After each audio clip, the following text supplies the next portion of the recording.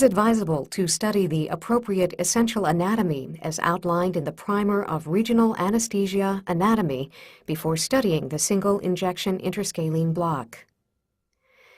Single injection interscalene block is almost entirely performed for shoulder surgery. This block is not indicated for surgery of the upper extremity distal to the shoulder joint. The approach used in this production is the longitudinal approach, also called the lateral approach. This approach is used to avoid possible entry into the vertebral neuroforamina.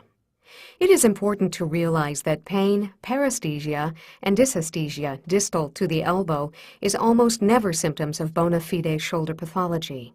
It almost always indicates an existing brachioplexitis, and great care should be taken in patients presenting with shoulder pain and pain distal to the elbow.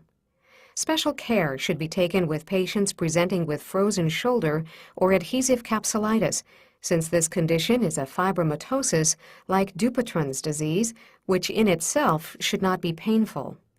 The pain of frozen shoulder is probably due to traction on the brachioplexus due to rotation of the scapula. Also be suspicious when the patient is scheduled for subacromial decompression and it is a very young or old patient. The exact diagnosis of the shoulder pathology can often be unclear in the patient with existing brachioplexitis. Interscalene block may have the potential of aggravating existing brachioplexitis. 15 to 60 milliliters of all known regional anesthetic agents have been used for single injection interscalene block. The choice of this author is 20 to 40 milliliters of ropivacaine, 0.5 to 0.75%, or 20 to 40 milliliters bupivacaine, 0.5%, or 20 to 40 milliliters ropivacaine, 0.5%, or bupivacaine, 0.5%, plus 0.3 milligrams buprenorphine. The addition of buprenorphine makes the block last up to 3 times longer, but if long-lasting block is required, it is advisable to place a catheter for continuous infusion. The osteotomes that are included in this block are illustrated in this diagram.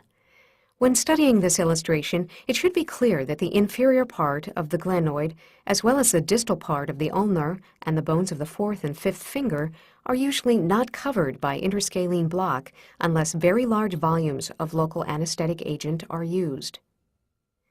The C5, C6, and C7 dermatomes are usually included in interscalene block, but it should be noted that C8 and T1 dermatomes are usually not included.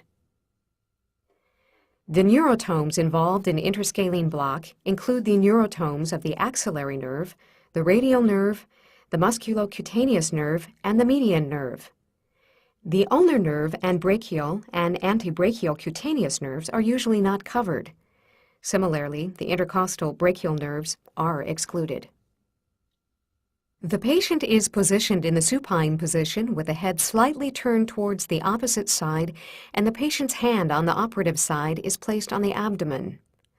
The posterior border of the sternocleidomastoid muscle, the external jugular vein, and the clavicle are marked. Before the skin is penetrated with the needle, all the nerves in the posterior triangle of the neck can be mapped percutaneously. This can be done with a special probe or with the tip of the needle. The nerve stimulator is typically set on 5 to 10 milliamps for this nerve mapping. The operator stands at the head facing the feet of the patient. The phrenic nerve is situated posterior to the sternocleidomastoid muscle at the level of the cricoid cartilage.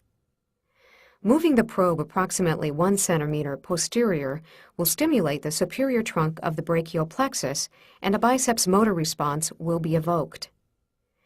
Moving the probe approximately 1 centimeter posterior will stimulate the dorsal scapular nerve, which innervates the rhomboid muscle. If the probe is moved further posterior, the nerve to levator scapulae is encountered. Stimulation of this nerve will cause elevation and rotation of the scapula. The most posterior nerve that will be encountered in the posterior triangle of the neck is the accessory nerve, which innervates the trapezius muscle. Stimulation of this nerve will cause elevation of the scapulae. This line marks the posterior border of the sternocleidomastoid muscle. The broken line indicates the external jugular vein.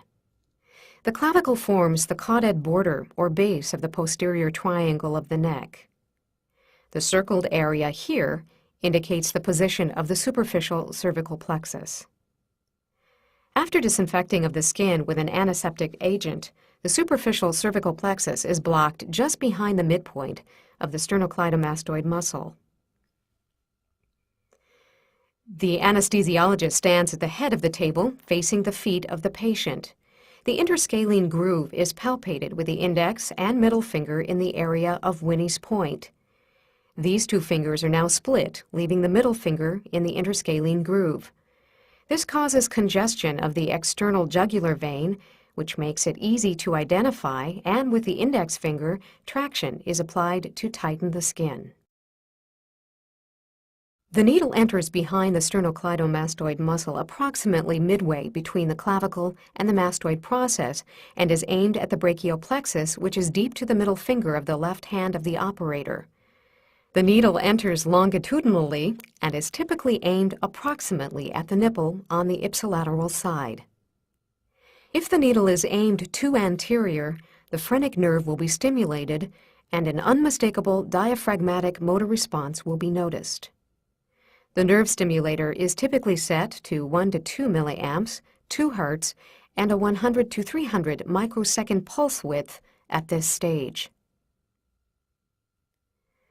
Moving the tip of the needle slightly posterior will cause either triceps or biceps motor response, as the proximal triceps or distal biceps aspect of the superior trunk of the brachial plexus is encountered. At this stage, the nerve stimulator is turned down to approximately 0.3 to 0.5 milliamps, and the brisk motor response should still be seen in the biceps or triceps muscles. If this brisk motor response is still present at 0.2 milliamps, it probably indicates intraneural needle placement, and the needle should be withdrawn slightly.